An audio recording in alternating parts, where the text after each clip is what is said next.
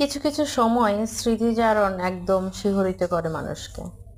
যেমন এই যে এই রাস্তাটা, গোমতীর বেড়িবাঁধ, আমাকে সেরকম একটা অনুভূতি দিচ্ছে।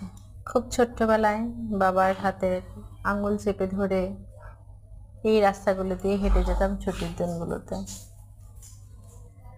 বা যেদিন একটু তাড়াতাড়ি অফিস শেষ করে ফিরতো সেদিন বাবা মেয়ে বের হতাম একটু হাঁটাহাঁটি করতে। দেবিদ্বারের সেই বেড়িবাঁধ অনেকের কাছে হয়তো বিশেষ কিছু না, কিন্তু আমার কাছে ভীষণ নস্টালজিক এই স্থানগুলো। যেহেতু আমার বাবার স্মৃতি জড়িয়ে আছে, আমার ছোট্টবেলার স্মৃতি জড়িয়ে আছে। প্রায়